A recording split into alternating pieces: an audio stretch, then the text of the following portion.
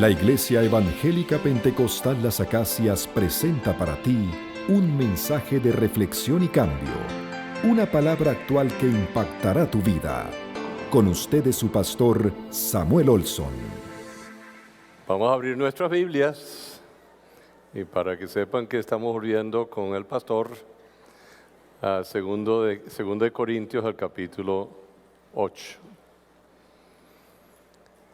Nancy y yo salimos por estas semanas para Europa. Dedicamos unas semanas a descansar, a viajar, a conocer y a disfrutar estas semanas. Y agradecemos al Señor genuinamente todo el apoyo de todos ustedes en el liderazgo, en la música, en los adoradores, los predicadores, toda su participación y el apoyo en estos días.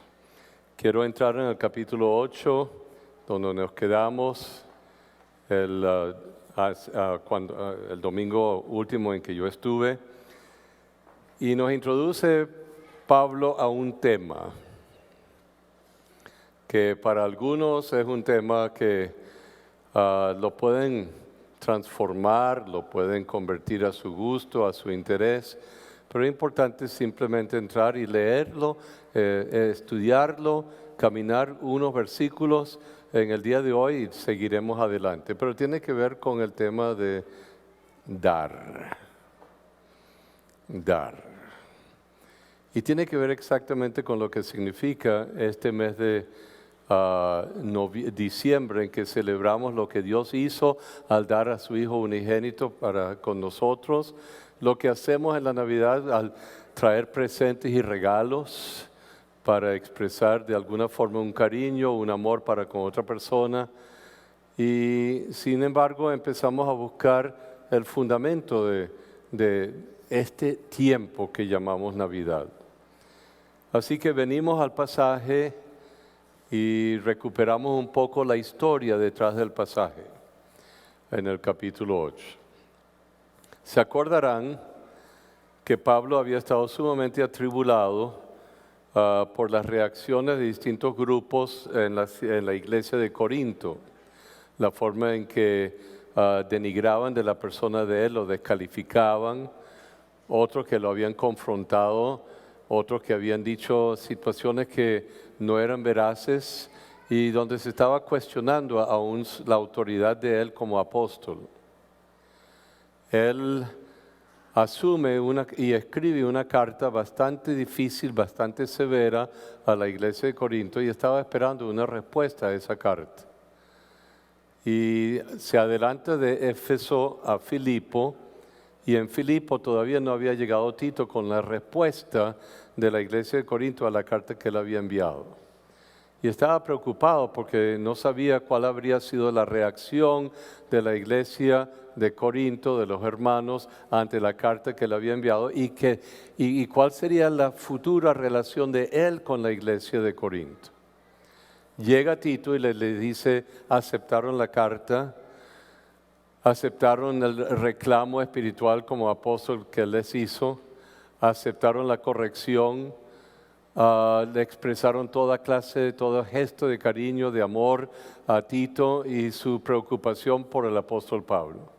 Cuando Pablo oye y recibe esa respuesta en medio de una situación difícil en Macedonia, porque los hermanos de Macedonia estaban bajo una tremenda persecución, los hermanos habían sido aislados de la ciudad, estaban sufriendo una pobreza increíble allí.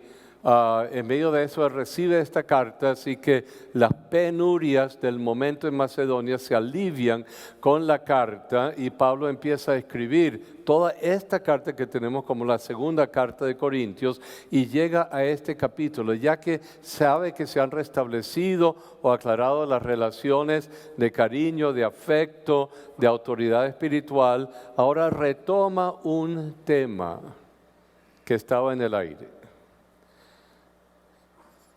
Meses atrás, Tito y él y los hermanos en Éfeso habían sentido que Dios les había mostrado que deberían recoger de todos los pueblos, de todas las iglesias del Asia Menor una ofrenda significativa para los hermanos pobres que estaban pasando una hambruna en la ciudad de Jerusalén. En la traducción que tenemos aquí dice para los santos, queriendo decir los hermanos de la ciudad de Jerusalén que habían sido apartados y que no tenían con qué sobrevivir, particularmente las viudas, los ancianos, los niños. No nos menciona si los apóstoles, pero había mucha dificultad económica que estaban viviendo los hermanos, y Pablo toma para sí la responsabilidad de hacer algo por los hermanos. Así que tenía ese profundo deseo de llevarles una ofrenda a ellos que expresara el amor de los cristianos gentiles para con los cristianos judíos en la ciudad de Jerusalén. Así que ahora esa idea de recoger una ofrenda se había adelantado, pero con todo el temario, el problema que les acabo de explicar y que lo hemos hablado muchas veces, ese tema quedó en el aire, esa situación quedó en el aire. Y Pablo ahora lo recoge y dice, tenemos que concluir. Si quisimos hacerlo, ahora lo tenemos que hacer. Ahora es un deber espiritual, y escribe este capítulo para animarle a los hermanos a que concluyan con ese deseo, convirtiéndolo en una realidad y recogiendo una ofrenda significativa. Así que ahora, con ese tipo de preámbulo muy rápido, muy sencillo, venimos aquí al capítulo 8 para estudiarlo, para leerlo un rato, y vamos a caminar 5 o 6 versículos nada más en esta mañana. Vengamos al pasaje. Asimismo, hermanos, está hablando de los hermanos de Corinto, hablándoles, no, escribiéndoles a ellos, os hacemos saber la gracia de Dios que se ha dado a las iglesias de Macedonia.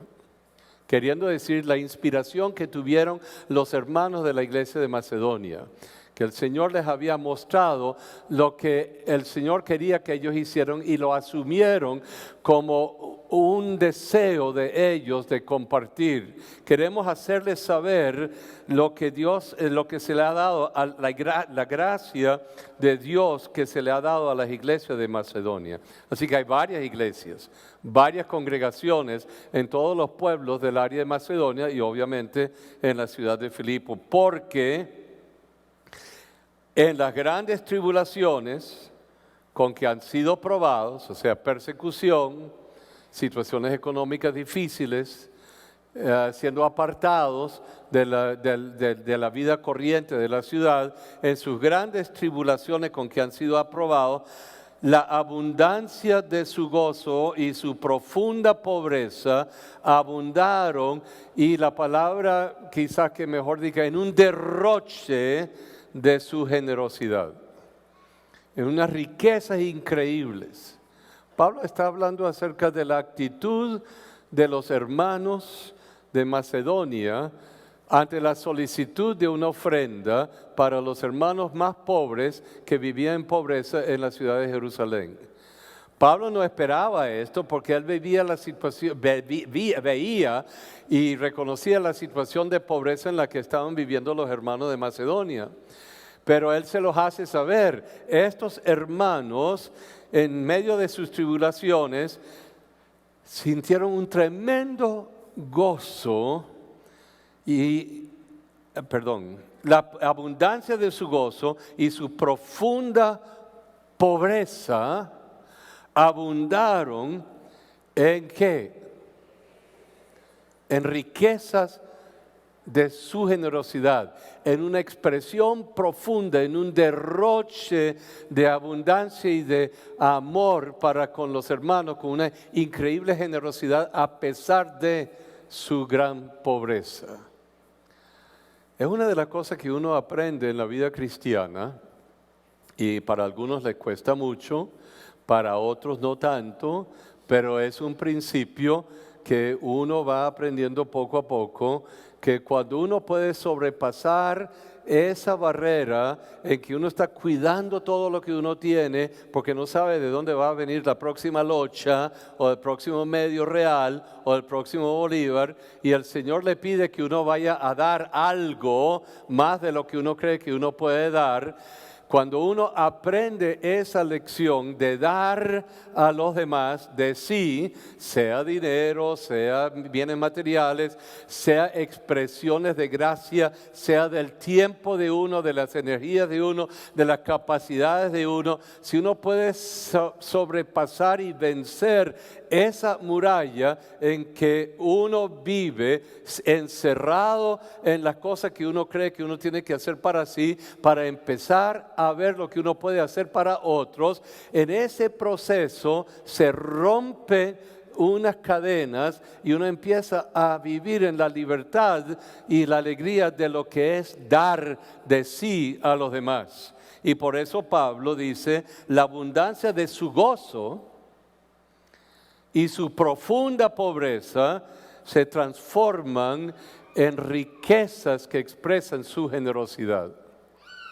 Yo creo que casi todo lo que estamos aquí hemos aprendido o estamos aprendiendo ese principio de la vida cristiana de que es mejor dar que recibir, que hay una increíble bondad y una increíble alegría que se da al ser humano cuando uno toma de lo uno, cualquier expresión que sea de lo uno, para bendecir a otras personas, para que puedan tener algo de la bendición de Dios.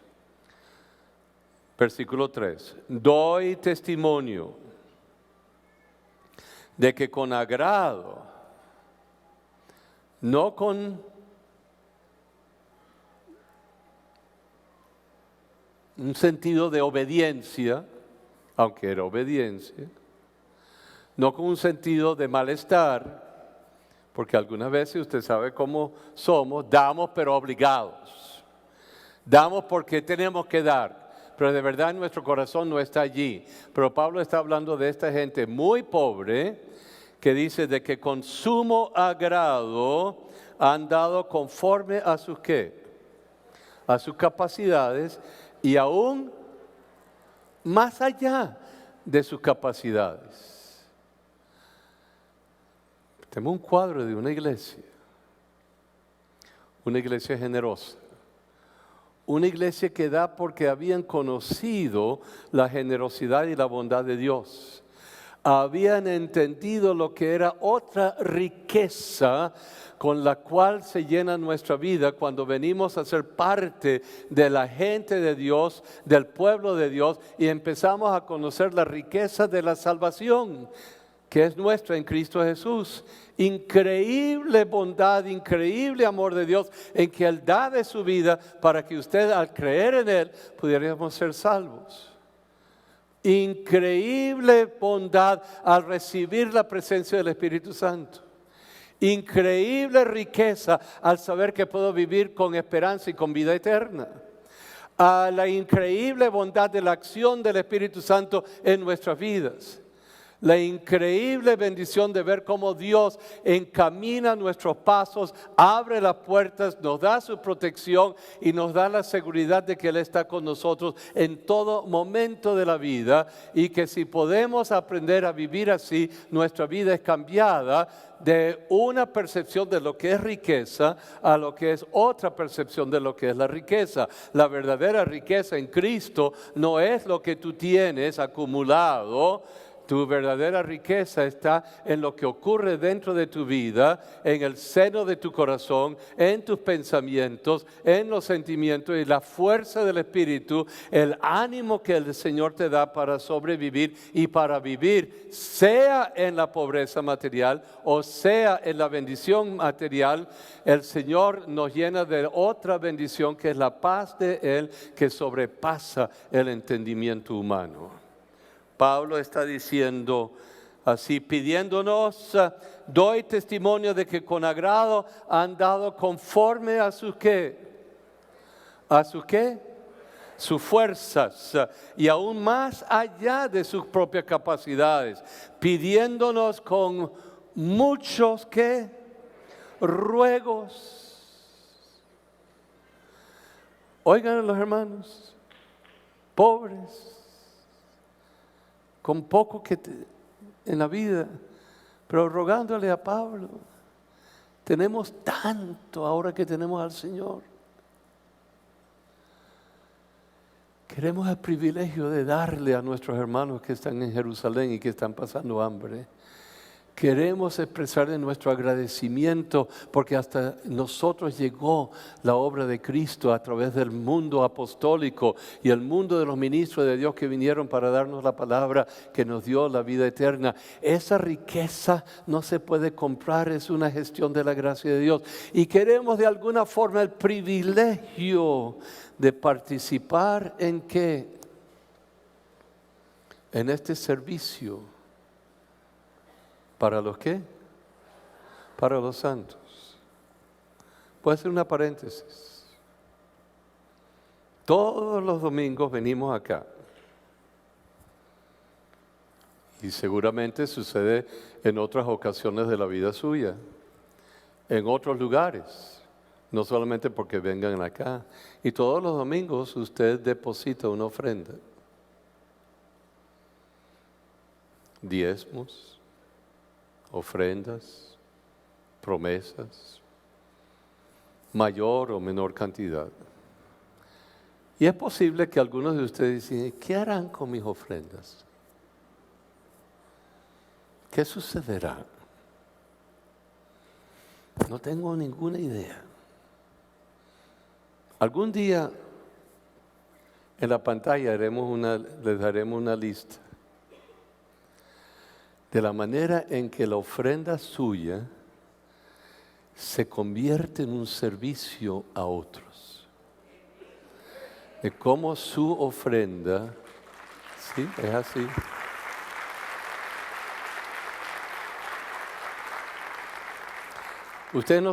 La mayoría de ustedes no se puede imaginar de lo que ocurre con lo que usted da.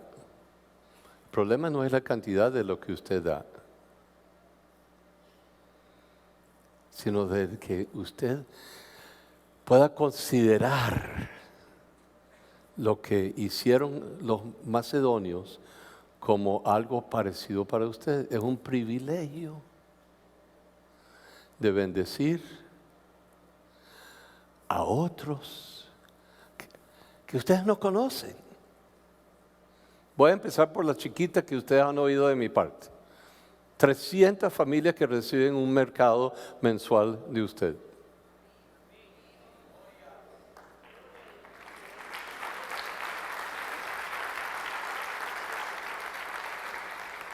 Empiece por allí. De la gente que reciben ofrendas suyas para sus problemas sociales. Gente que recibe para una ayuda a reconstruir su casita o una pared que se está cayendo. El apoyo que se da para los ministerios de la iglesia. La ofrenda que usted da como promesa de fe que se convierte en la formación de personas para trabajar entre los indígenas de Venezuela en cortos periodos de formación para que se abra en ellos la posibilidad de pensar que algún día Dios los pueda llamar a servir al Señor en otra parte.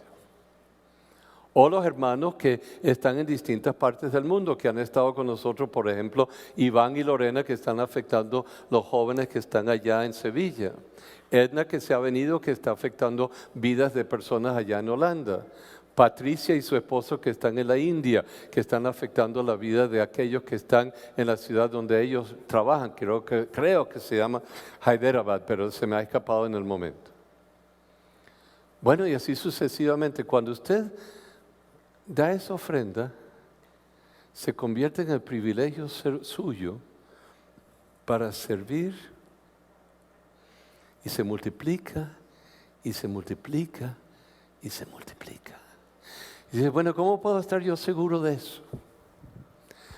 Al final del capítulo, ustedes van a ver que Pablo dice, yo estoy recibiendo esta ofrenda y la estoy administrando. Pero para que ustedes estén seguros de que yo no me estoy agarrando nada para mí, sino que eso está bien contabilizado y hay una rendición de cuenta por cada centavo que ha venido de todas las iglesias del sector de Macedonia y de las otras iglesias de Galacia y de las otras iglesias, y se lo estamos escribiendo a ustedes, los hermanos de Corinto, para que preparen una buena ofrenda para los hermanos de los santos que están en Jerusalén. Vamos a ir acompañados con representantes de cada iglesia que haya una ofrenda. Vamos a ir con el hermano que ustedes aman y que es conocido por su acto de servicio. Y vamos a ir acompañados por el hermano que es increíblemente solícito y cuidadoso con todos los detalles. Y vamos a ir con Tito, a quienes ustedes conocen. Y luego yo voy a ir cuando todo esté preparado para que todo esté listo. Una rendición de cuentas total. En aquel día, en las primeras iglesias, en que la gente quería que todo fuera diáfano y transparente. Bueno, en otras categorías es lo que hacemos aquí. Cuando usted recoge cuando usted entrega su ofrenda, pasa por un proceso de conteo, pasa a los bancos, pasa por los contadores de la iglesia, los auditores internos de la iglesia, luego pasa el informe a los asesores financieros de la iglesia, que son hermanos de confianza suyo de la iglesia, y después pasa a la junta directiva mensualmente para que la junta directiva pueda ver qué es lo que se hace y cuánto ha entrado, cuánto ha salido y cómo se está manejando el presupuesto de la iglesia. Y después se le rinde cuenta a los miembros de la asociación en el mes de febrero para que se sepa qué es lo que está ocurriendo, para que usted y yo podamos tener una precisión y una tranquilidad en cuanto a la diafanidad o la transparencia con que todo se puede usar y que usted pueda decir: mi ofrenda es mi privilegio para servir a otros y bendecir a otros y para que otros puedan conocer al Señor.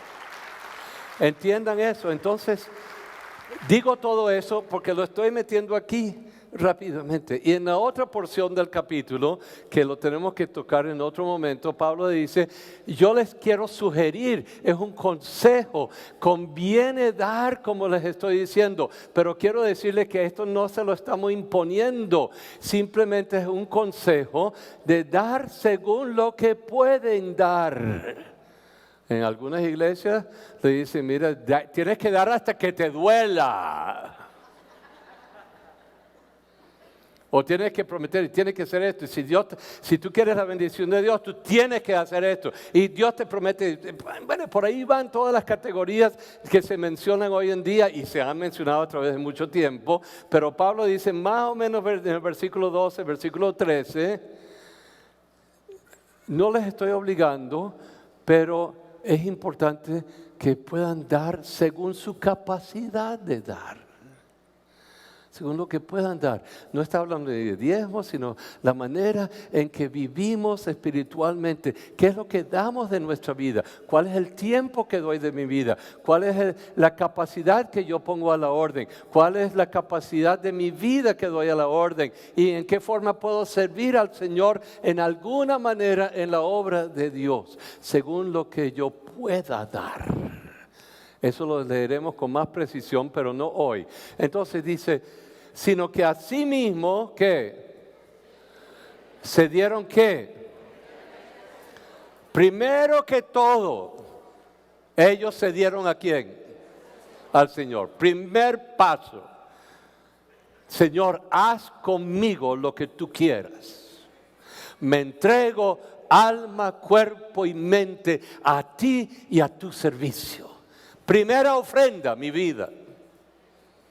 Todo lo que soy, todo lo que tengo es tuyo. Y puedes tomar mi vida para ti y para usarme a la manera tuya. No tiene nada que ver con tu dinero. Tiene que ver con la entrega de tu mente, de tus actitudes, tu forma de ser, tu deseo de servir, tu deseo de amar al Señor, donde quiera que el Señor te haya llevado. Y porque con la mayoría de ustedes uno no sabe ni la manera en que Dios los está usando a ustedes. Pero cuando uno le entrega la vida al Señor, el Señor tiene esta capacidad de llevarnos a situaciones, algunas veces grandes, algunas veces muy pequeñas, muy sencillas, pero donde uno está sirviendo al Señor de todo corazón y lo considera uno un privilegio para servir a los demás. Primeramente al Señor y luego ¿qué? lo esperábamos, sino que así mismo se dieron y luego se dieron ¿a qué? A nosotros. Está diciendo la iglesia, los hermanos de Macedonia vinieron, Pablo, dinos qué es lo que debemos de hacer. Aquí estamos. Estamos a la orden tuya. Estamos para servir. Envíanos. Estamos dispuestos a ir contigo. Nuestro tiempo, nuestra capacidad, nuestra vida. Y uno dice, esta persona es la respuesta de Dios para esto. Entonces Pablo está diciendo, se dieron a sí mismos primeramente y después se dieron a nosotros, que es la voluntad de Dios. Seguimos, versículo 6. De manera que exhortamos a Tito para que tal como comenzó antes, así mismo acabe también entre vosotros, ¿qué cosa? Esta obra de gracia. Entonces, ¿qué es lo que está diciendo Pablo? Todo lo que somos y todo lo que hacemos viene a ser una obra de Dios que es una obra de la gracia de Dios expresada a través de usted para con otros. Pablo no está imponiendo, Pablo no está ordenando, Pablo está enseñando como apóstol que la vida suya y la vida mía, una vez que estamos en Cristo, se mueve en otro ambiente. Doy mi vida de gracia para servir a otros, para servir al Señor. Algunos pensamos que tenemos que tener una lista de demandas y de disciplinas en nuestra vida para servir al Señor.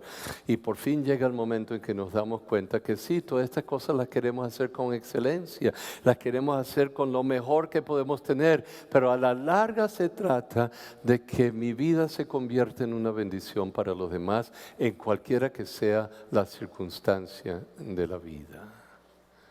De allí que el problema no es ser un don regalón. ¿Cuáles son las cosas que yo te pueda dar? Porque algunas veces uno dice, ¿qué puedo dar? Oye, tengo que dar. Debo de dar. El problema no son los grandes regalos o las cosas que puedas dar. Lo importante es la intención con la que puedas dar de ti mismo a los demás. Pablo dice de los hermanos de Macedonia, para ellos consideraron en medio de su pobreza que todo esto era un privilegio para servir a los hermanos, a los santos de Jerusalén. ¿Por qué llega el cristiano a eso? ¿Cómo llega usted a esa postura y esa nueva realidad? Léanlo conmigo. Porque ya conocéis la gracia de nuestro Señor Jesucristo, que por amor a vosotros se hizo pobre, siendo rico, para que vosotros con su riqueza fueseis enriquecidos. ¿Qué está diciendo? ¿Qué dice esto? Lo inimaginable. Las demás religiones tienen un Dios separado que quizás hizo algo y lo dejó, o un Dios desentendido de la humanidad. Pero nuestra fe cristiana nos lleva a encontrarnos con este Dios quien en Cristo se reveló en la persona de Jesús al ser humano. Dejó su gloria, dejó la majestad, dejó todo lo que era, se despojó a sí mismo de todo esto y se hizo ¿qué? Pobre. Bueno, veamos eso. Quiero salvar a esta gente. Quiero darles el don de la vida eterna. Quiero darles el perdón del pecado. Quiero que puedan tener una vida nueva y ser libres del poder de la maldad. Quiero darles la inmortalidad en Cristo Jesús, la vida eterna. ¿Y qué es lo que tengo que hacer? Tengo que despojarme de todo lo que es la gloria de Dios. Y lo hizo por amor. Y se metió en el vientre de una mujer sencilla. ¿Se lo han imaginado? Y que esa mujer sencilla cargó con Dios en su vientre. Él sabía lo que estaba pasando.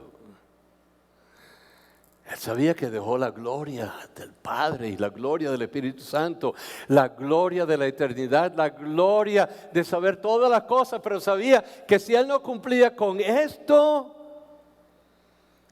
la humanidad no podría ver la eternidad.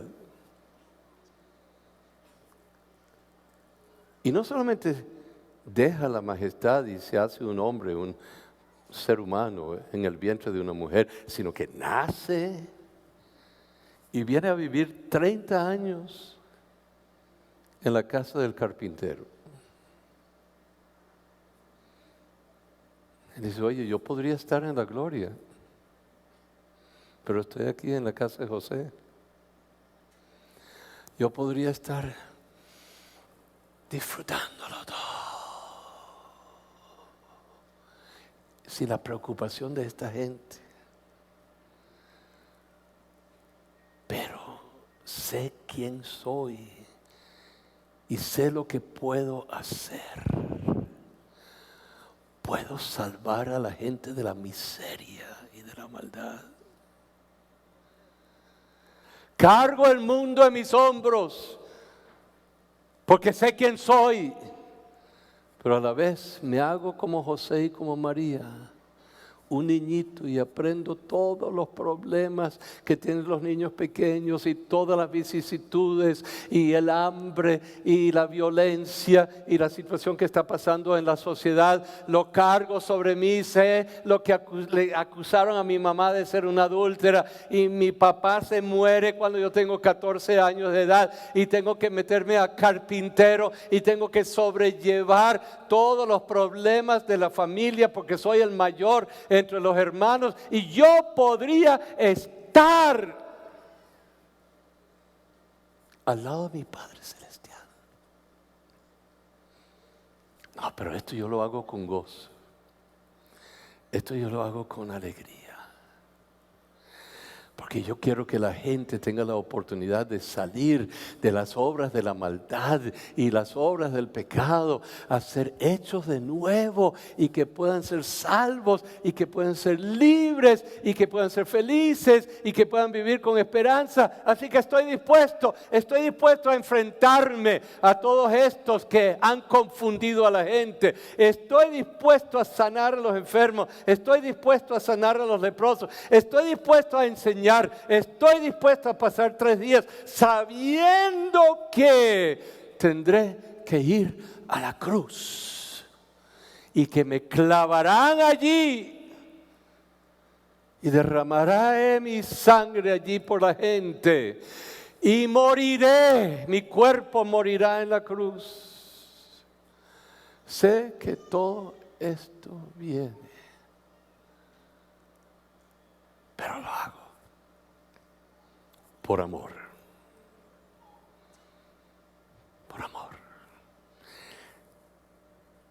asumiré la muerte, pero la venceré. Y se levantó y se le dio el nombre que es ¿qué? El Señor de la creación.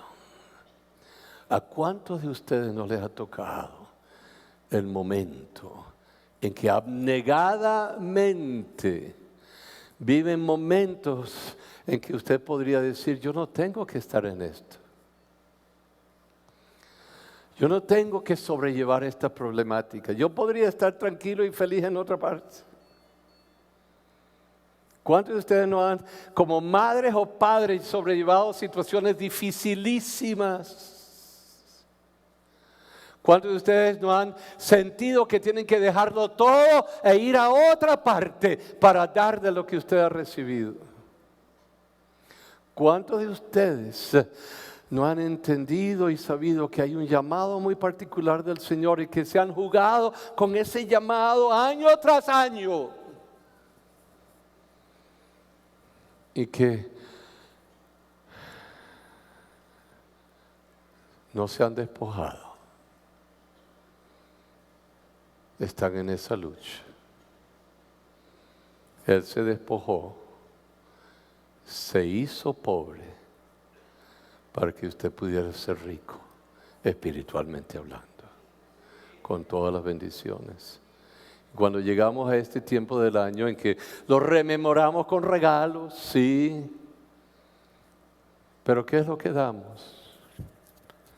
En las increíbles oportunidades que se presentan, no solamente en el mes de diciembre, sino todo el año, de despojarnos a nosotros de nosotros mismos y contar que esta obra de gracia es un privilegio que Dios nos da para que seamos canal de bendición para otros que están esperando esa palabra de salvación y de vida eterna. Incline su rostro. Señor, entramos en este tiempo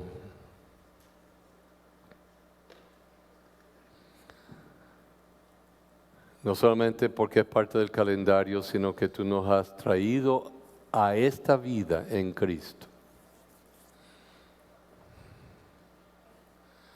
Y tú nos has llamado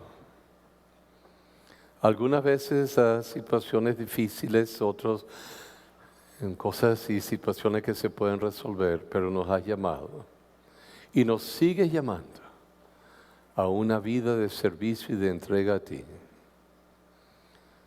Señor, que lo contemos como un privilegio, el de dar de gracia lo que hemos recibido de gracia. Bendícenos, Señor, en el día de hoy. Te lo pedimos en el nombre del Señor Jesús. Amén. Fue el mensaje de la palabra de Dios expuesto por el pastor Samuel Olson de la Iglesia Evangélica Pentecostal Las Acacias. Si deseas adquirir este material, puedes llamar al teléfono 213-7031.